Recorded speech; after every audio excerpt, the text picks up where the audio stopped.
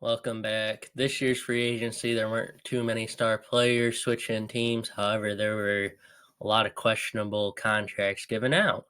And I'm going to go over them and recap free agency for you in one video. That's why I've waited so long to make this and get it out to y'all.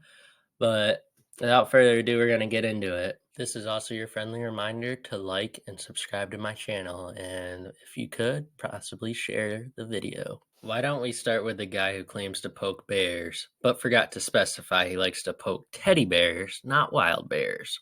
Dillon Brooks turned himself into a villain this year, but in order to be considered a villain, don't you really have to pose some type of threat to humanity or to somebody? Because if we're being honest, he was low-key more of a hero because with all the bricks he was throwing up, he was helping build houses for the homeless. Anyways, all jokes aside, I graded this move an F strictly because of his playstyle and not because of his new narrative. One of my biggest criticisms is that the Rockets are a very young team and have three young forwards with Jabari Smith Jr., Cam Whitmore, and Tari Eason. I think all three of those guys have high ceilings as NBA players, but signing Dillon Brooks means those three guys are going to lose a lot of playing time and it will hurt their development going forward. As well as the fact that they simply have a lot of young players that already fill Dillon Brooks' position. You also have to look at the fact that they already have a defensive foundation, which is going to increase even more because Ime Udoka is a defensive head coach. And they, as I said, they already have three young players that are great defenders. So, despite not really needing him and his talents that he brings, which is supposedly defense, which is kind of overrated, it makes this signing really questionable. And then you also have to consider the fact that Houston can't shoot the three ball, and neither can Dillon Brooks, so he doesn't really help that at all either. So it's just a really bad signing. So I still give it an F, even though people might say that's hypercritical and it's just because of what happened in the postseason and stuff. But no, it simply just makes no sense if you're the Houston Rockets. However, I don't mind the Fred VanVleet signing as much because I do think VanVleet is a decent three-point shooter, just not an efficient scorer overall. It's still not a great signing, but I do understand Houston's perspective and why they would do it. So I give it a B because it provides you veteran help. And I still do think Fred VanVleet is a good three-point shooter, just not an efficient overall scorer. And he's a little guard, so it's going to be harder to score inside. So I think it's a little overhated, but it's definitely an overpay, but it's not as outlandish as people are saying because, again, the money had to go somewhere and they put it on a veteran that can shoot the three, which is exactly what they needed. I absolutely love the Jeremy Grant signing, and you're not going to change my stance on it. The only way I'll change my stance on that is if he gets hurt or takes a huge regression. If you don't follow me on TikTok and didn't watch my video on this signing, a basic summary of it is that I think by the year 2025 or by the end of this contract, a $32 million contract for Jeremy Grant is going to look like what a $25 million contract looks like right now. And you cannot tell me Jeremy Grant's not worth $25 million right now. All I'm going to say. And if you have any more questions about that, go watch my TikTok. I think he will be a perfect part of the Trailblazers' future with Scoot and Sharp, who will be stars barring any injuries, which will allow Portland to compete by the fourth year of Jeremy Grant's contract. And because you got those two stars and you have Jeremy Grant signed on, you won't have to trade for a guy like Jeremy Grant when this team is ready to compete. So it's going to be very good because that's your third option. Now, imagine what would have happened if Damian Lillard and CJ McCollum had a guy like Jeremy Grant on their team when they were in their primes and competing. We could be talking about a lot different stories right now, but they were never able to get a move done getting a guy like Jeremy Grant. And now they have Jeremy Grant, and they have two guys that could potentially be better than what Dame and McCollum were as a duo. I could look stupid in a few years, or I could look like a genius. And I'm going to go on the route that I'll look like a genius. Because, yes, this is definitely a bold take of mine, but I think the Portland Trailblazers have their one, they have their two, they have their three, whether you want to play Jeremy Grant there or Chris Murray, and those are interchangeable. They're one center away and a few years of development from competing, and Jeremy Grant being locked up for the next 5 years is very, very good for Portland. So quit criticizing this so much. Kyrie Irving slander is from casual NBA fans who only pay attention to what the media says. So please stop the Kyrie slander. Yes, I know that he has problems like on and off the court, but there are so many players that are way worse human beings than what Kyrie Irving is, and y'all just want to tarnish Kyrie. So please stop the hate of Kyrie Irving. Hashtag stop Kyrie Irving hate. I'm starting that right now. Anyways, biggest reason people are mad is because once Dallas acquired Irving, they ended up falling off and missing the playoffs. But that's because their defense sucked, and you can't win with no defense. Luka Doncic and Kyrie Irving can carry an offense as far as you want, but all the guys around them could not play defense. Dwight Powell, not good at defense. Reggie Bullock, whatever. It's Reggie Bullock.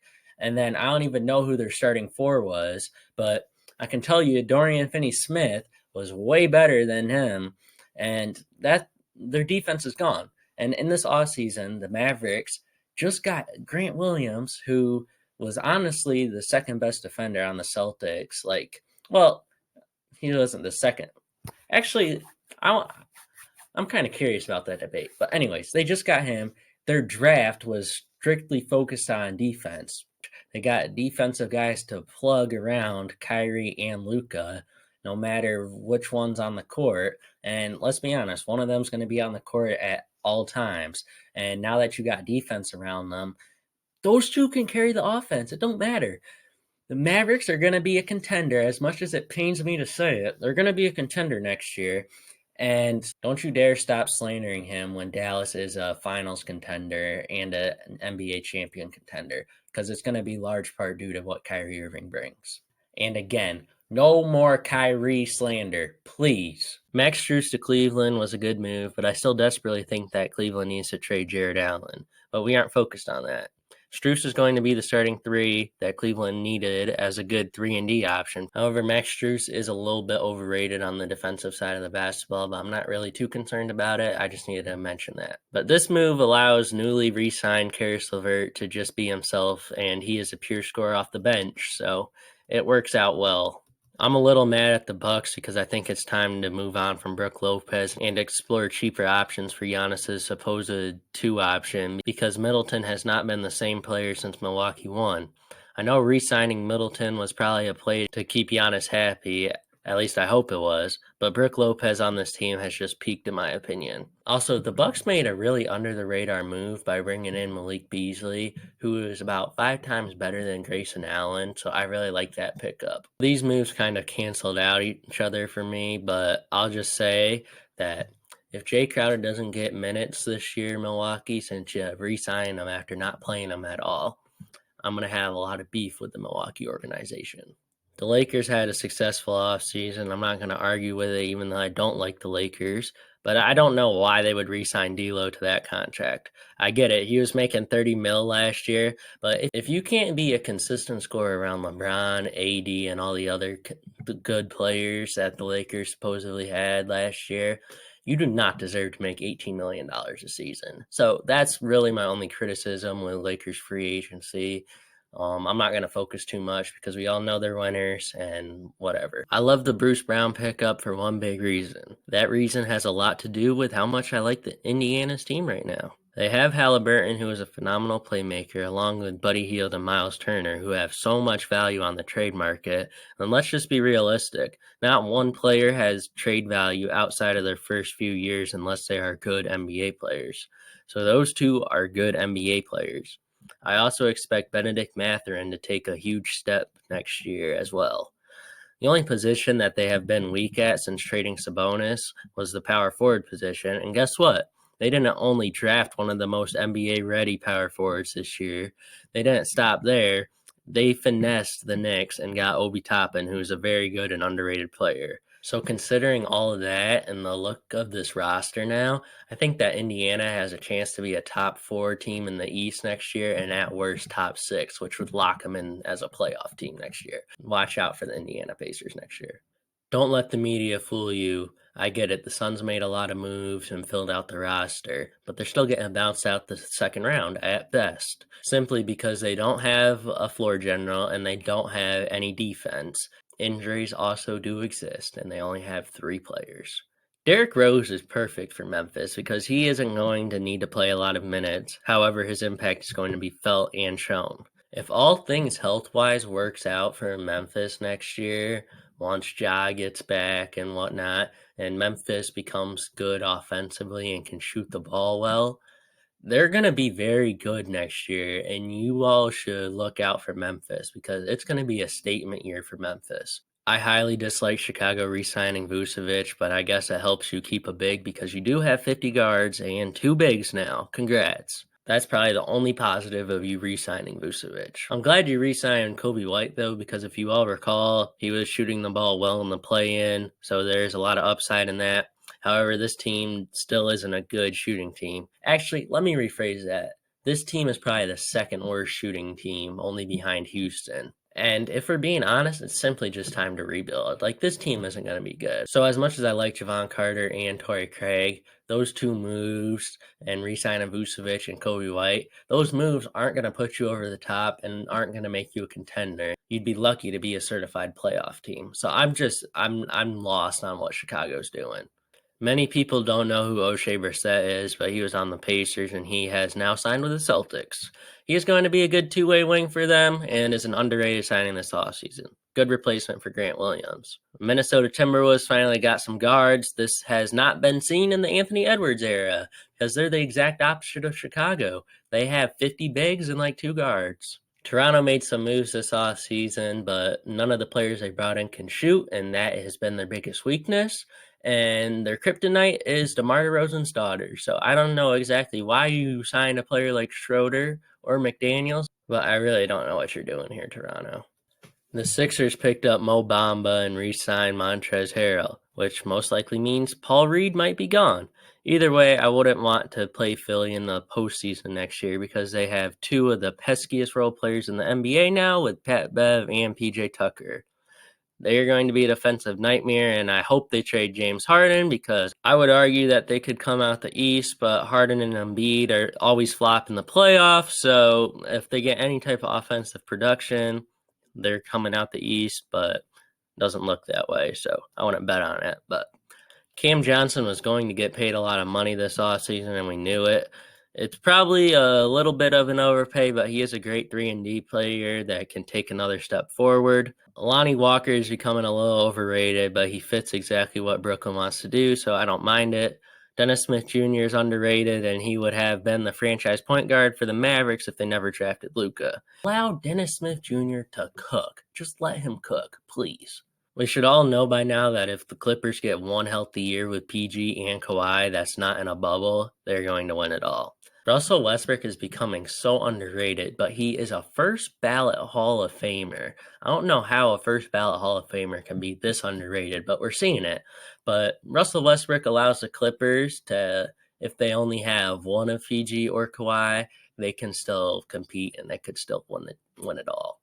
I love Miami picking up Thomas Bryant because, let's be honest, no team with Cody Zeller playing high-level minutes is going to do much in the playoffs. And Miami's just the outlier. Josh Richardson was at his best when he was in Miami and has fallen off a cliff since. So hopefully he regains his best form in Miami, but that isn't a guarantee. So looking at what he is now, this move is a B, but could look way better in the future. Did you really need another guard, New York? No. So I'm just going to look at it as a perspective that you're trying to get the whole Villanova team, and this is a play to recruit Mikal Bridges. But really, let's look at the guards. You got Josh Hart, Quentin Grimes, RJ Barrett, Evan Fournier, and Jalen Brunson. Where is DiVincenzo going to play? There's no minutes for him. You got finessed out of Obi Toppin too, so you lost him. But I guess you got Julius Randle, who's paid $28 million to flop in the playoffs every year. So like, this move makes absolutely 0 sense. Like, you don't need DiVincenzo, bro. This is stupid.